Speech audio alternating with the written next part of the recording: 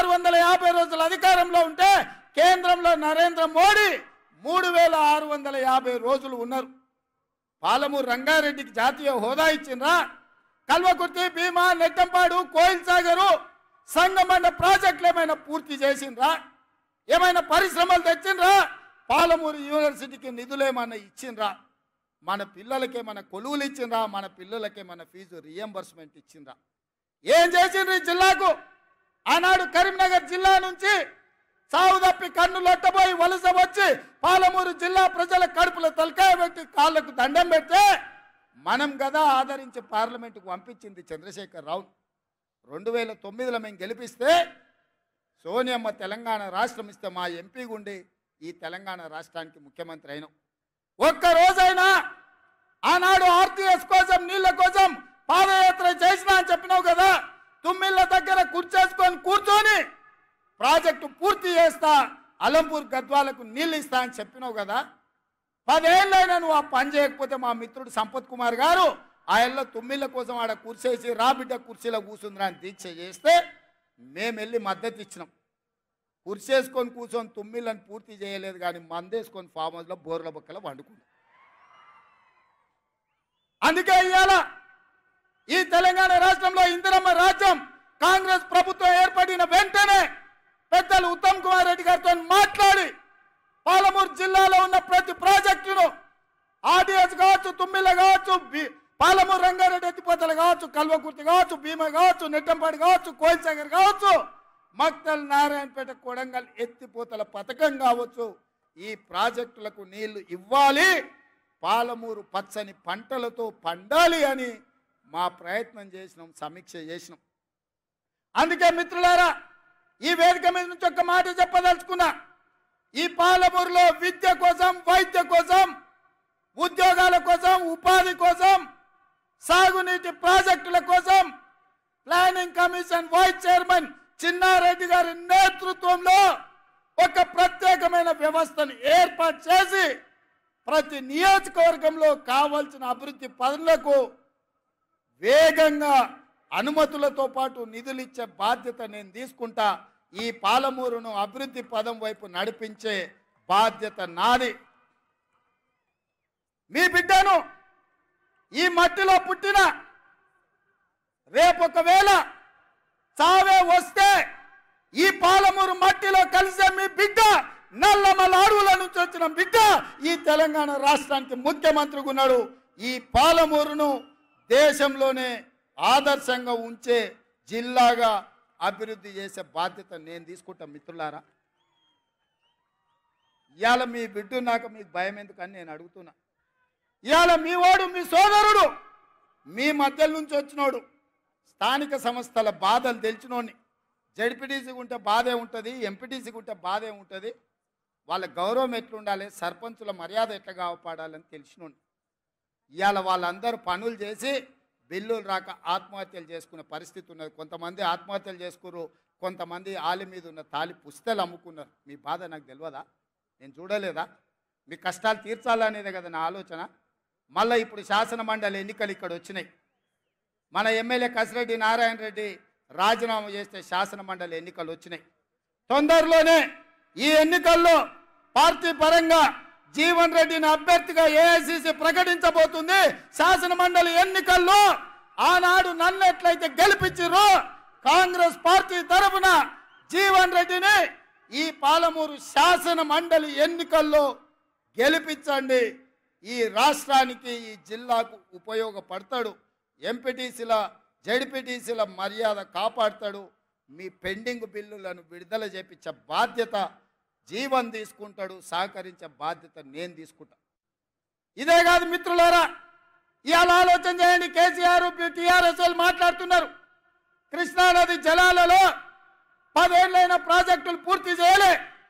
రోజమ్మ పెట్టిన రాగి సంకటి, నాటికోడు పులుసు తిని బల్చి అలసిచ్చి ఇవాళ కృష్ణానది జలాలు రాయలసీమలకు తరలించకపోతుంటే పోతిరెడ్డిపాడు పొక్క పెద్దదైనా, ముచ్చుమరిలో నీళ్లు పోయినా, మాల్యాలలో లిఫ్టులు పెట్టిన కేసీఆర్ నోట్లో ఏం పెట్టుకున్నాడని నేను అడుగుతున్న. 10 ఏళ్ళు ఎందుకు మాట్లాడలే?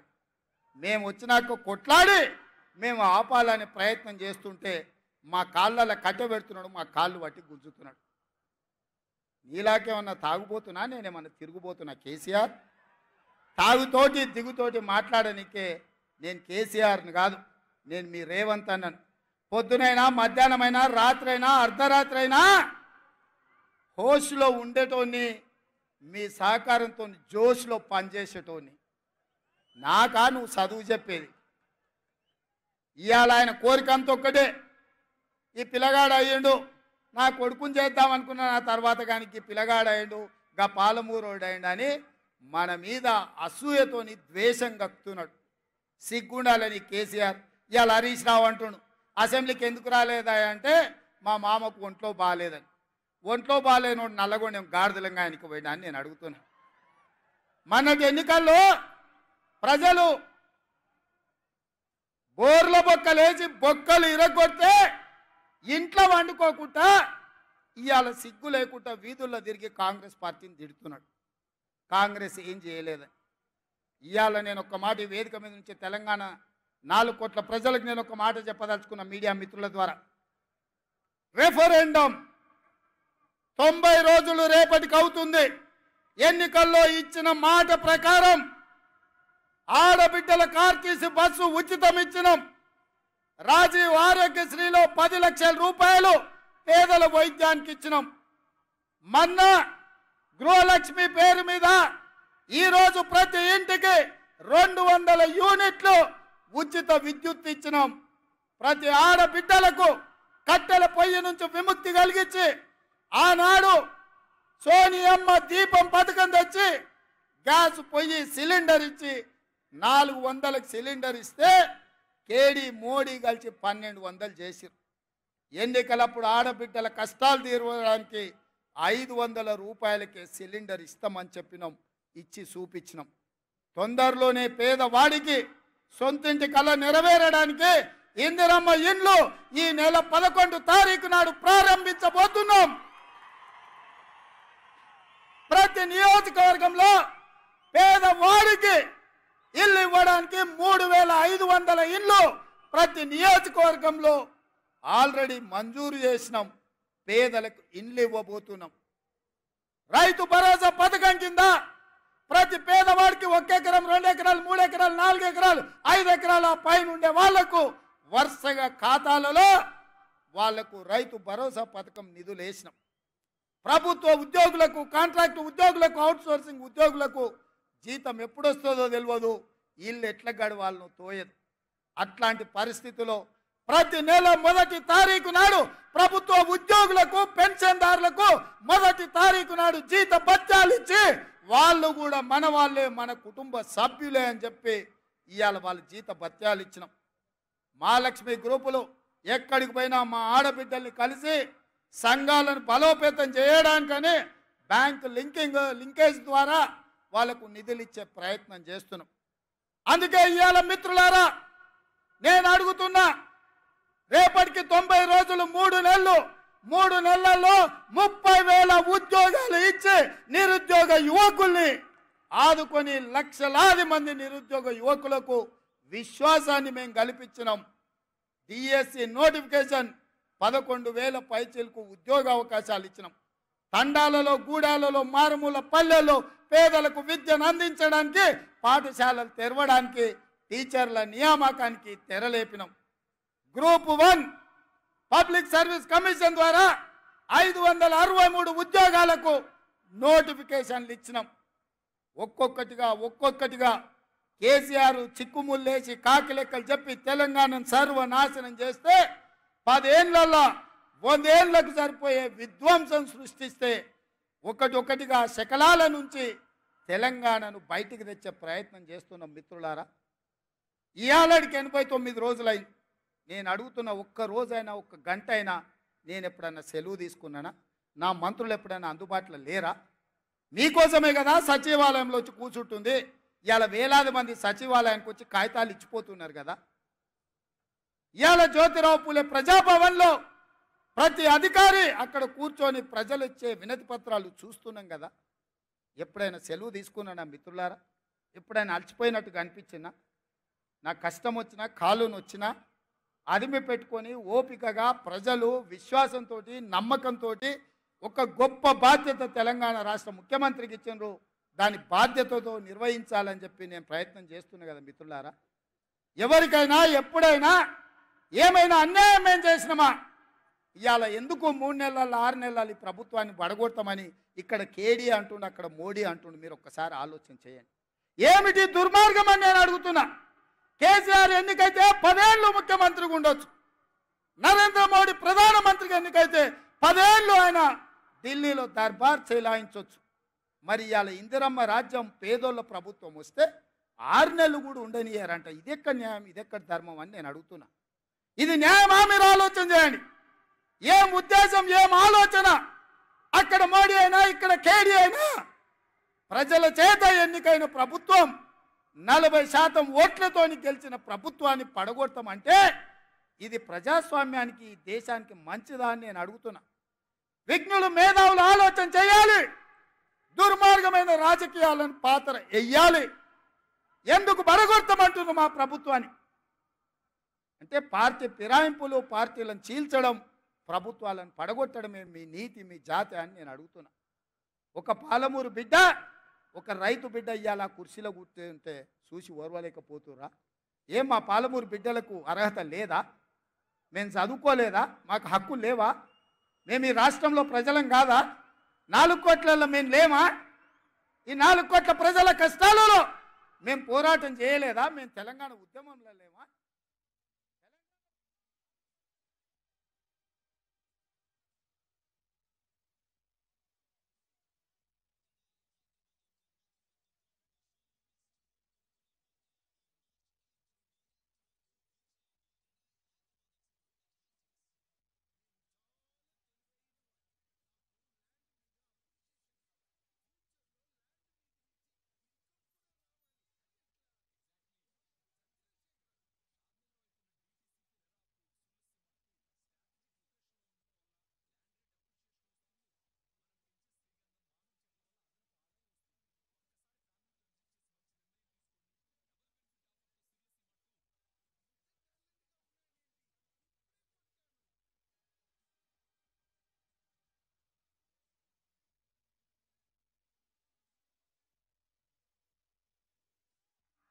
ప్రగతి భవన్లో ఉన్న నిన్ను కంచెలు బద్దలు కొట్టి బజార్లకు ఈడ్చిన బిడ్డను బిడ్డ ఇక్కడి నుంచి వచ్చినోని తట్ట పని, పార పని, మట్టు పని, ముంబాయి, దుబాయ్ వలసలు పోవడే కాదు బిడ్డ, నీలాంటి వాళ్ళని గోతి తీసి బొంద పెట్టేది కూడా మాకు తెలుసు. ఆయన నల్గొండలో మాటల సందర్భంలో మా ఉత్తమన్న, జానన్న, ఎంకన్నా ఉండే మా జిల్లాల మొత్తం గెలుస్తామన్నారు. సంతోషమయ్యా, మీరు ఎన్నన్నా గెలవండి, మా బిడ్డలు ఇంకొక సీట్ ఎక్కువ గెలిపిస్తారని చెప్పిన. నేను ఆడనే నల్గొండలు చెప్పిన. ఇవాళ మా ఎంకన్నోళ్ళు 11 గెలిస్తే మా బిడ్డలు 12 గెలిపించిరా. మళ్ళీ మా ఎంకన్న ఇవాళ అంటనే ఉండి పక్కల నుంచి మా నల్గొండ, భువనగిరి మేము అల్క గెలుతామే, మరి నీ సంగతి ఏందని. ఇక నా సంగతి ఏందో మీరే చెప్పాలి, ఎందుకంటే ఇక నేను కాదు కదా చెప్పాల్సింది. మరి మన నాగర్ కర్నూలు, మన మహబూబ్ నగర్ గెలవాలనా లేదా? మరి గెలవాలంటే ఎవరు కష్టపడాల్సింది? మన 12 మందిని గెలిపించింది మీరే కదా. మరి రేపైనా ఈ 2 గెలిపించాల్సింది, తెలంగాణలో 14 గెలిపించడానికి ఆశీర్వదించాల్సింది మీరే కదా మిత్రులారా. ఇవాళ నేను ఒక్కటే మాట చెప్పదలుచుకు. 94 నుంచి 2004 వరకు తెలుగుదేశం పార్టీ అధికారంలో ఉంది. 2004 నుంచి 2014 వరకు డాక్టర్ వైఎస్ రాజశేఖర రెడ్డి గారి నేతృత్వంలో కాంగ్రెస్ అధికారంలో ఉంది. 2014 నుంచి 2024 చంద్రశేఖరరావు టీఆర్ఎస్ పార్టీ అధికారంలో ఉంది. ఇవాళ ఈ వేదిక మీద నుంచి చంద్రశేఖరరావు మందేసినవో మంది వేయలేదో నాకు తెలియదు, నువ్వు వండుకున్నావో పండుకోలేదో నాకు తెలియదు. వాళ్ళ ఇంట్లో నేను చెప్తున్నా, లేపూరి చంద్రశేఖరరావుని టీవీ చూపించురే రేవంత్ రెడ్డి ఏం చెప్తున్నాడు. 2024 నుంచి 2034 వరకు కాంగ్రెస్ పార్టీ తెలంగాణ గడ్డ మీద ఈ 10 ఏళ్ళు ప్రభుత్వం ఉంటుంది. 30 జెండా తెలంగాణ గడ్డ మీద ఎగరేస్తాం. ఇది మా కార్యకర్తల మీద ఆనా. పాలమూరు బిడ్డగా నేను మాటిస్తున్నా. 10 ఏళ్ళు తెలుగుదేశం, 10 ఏళ్ళు కాంగ్రెస్, 10 ఏళ్ళు బీఆర్ఎస్, మళ్ళా 10 ఏళ్ళు పాలమూరు బిడ్డగా చెప్తున్న కాంగ్రెస్ ప్రభుత్వం. ఇందిరమ్మ రాజ్యం ఉంటుంది. దళితులకు, గిరిజనులకు, బడుగులకు, బలైన వర్గాలకు, ఆదివాసీలకు, మైనారిటీలకు, మహిళలకు, నిరుద్యోగ యువకులకు, ఉద్యమకారులకు, అమరవీరుల కుటుంబాలను ఆదుకొని బాగు చేసే బాధ్యత నాది. పాలమూరులో ప్రతి ఎకరాకు నీళ్ళిచ్చే బాధ్యత నాది. నాకు వయసు ఉంది, ఓపిక ఉంది. ఎవడన్నా అటు ఇటు చేస్తే తోక గత్తిరిచ్చే కత్తెర నా జేబులోనే ఉంది బిడ్డ. అందుకే మిత్రులారా, ఇది మళ్ళీ మళ్ళీ వచ్చే అవకాశం కాదు. ఈ అవకాశాన్ని జారవిడ్చుకుంటే 10 మంది ముందల పలసనైపోతాం. పాలమూరు బలహీన పడుతుంది. పాలమూరు మళ్ళీ ఎడారిగా మారుతుంది. అందుకే పార్టీలకు అతీతంగా, ప్రాంతాలకు అతీతంగా ఇవాళ జెండాలు ఎజెండాలు కాదు. ఈ పాలమూరు బిడ్డ బలపడాలి, జాతీయ స్థాయిలో గుర్తింపు రావాలి అంటే ఈ నల్గొండ జిల్లా నుంచి మొదలు పెడితే అది ఖమ్మం కావచ్చు, ఆదిలాబాద్ కావచ్చు, వరంగల్ కావచ్చు, మెదక్ కావచ్చు, నిజామాబాద్ కావచ్చు, రంగారెడ్డి కావచ్చు, హైదరాబాద్ కావచ్చు, నా పాలమూరు గడ్డ కావచ్చు, 14 పార్లమెంటు సీట్లు గెలవాలి. రాహుల్ గాంధీ దేశానికి ప్రధానమంత్రి కావాలి.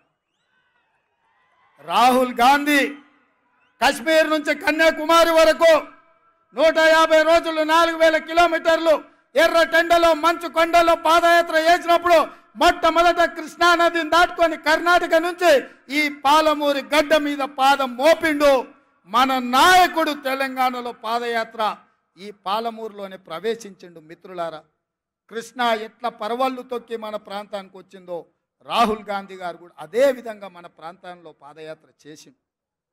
మరి మీ బిడ్డని ఇవాళ ముఖ్యమంత్రిని చేస్తే మనం రుణం తీర్చుకునే బాధ్యత లేదా అని నేను అడుగుతున్నా.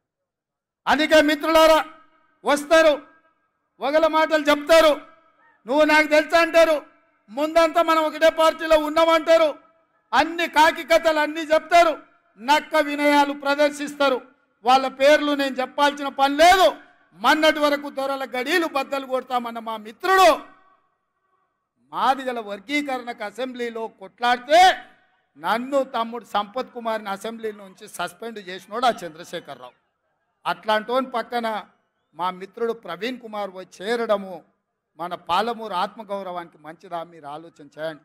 అందుకే మా పెద్దలు దామన్నను ఏబిసిడి వర్గీకరణ మీద ఢిల్లీకి వెళ్ళు, సుప్రీంకోర్టులో మాట్లాడు, పెద్ద పెద్ద ఉద్దండుల్ని న్యాయవాదులను పెట్టు, వర్గీకరణ చేసే బాధ్యత మనది.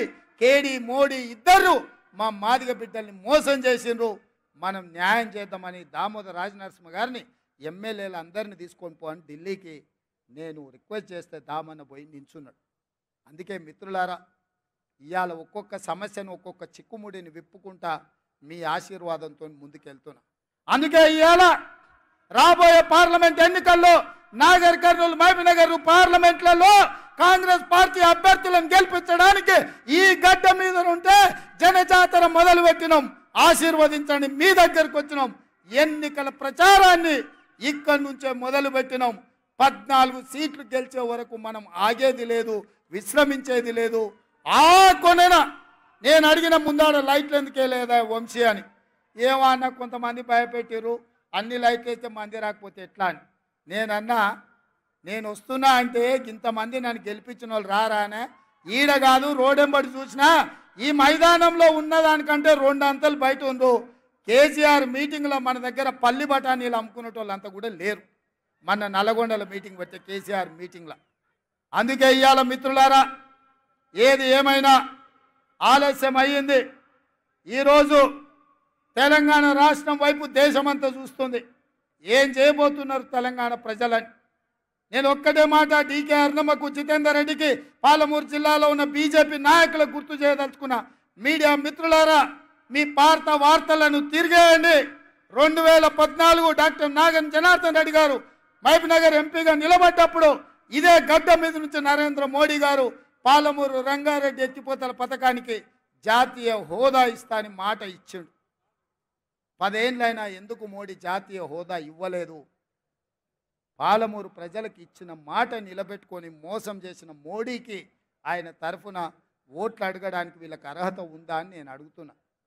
అందుకే ఇవాళ ఎవరు వచ్చినా ఏం అడిగినా ఏమి చెప్పినా నా వేదిక మీద ఉన్న ఎమ్మెల్యేలకు నేను సూచన చేయదలుచుకున్నా, మన మీకు వచ్చిన దానికంటే మెజారిటీ పెరగాలి.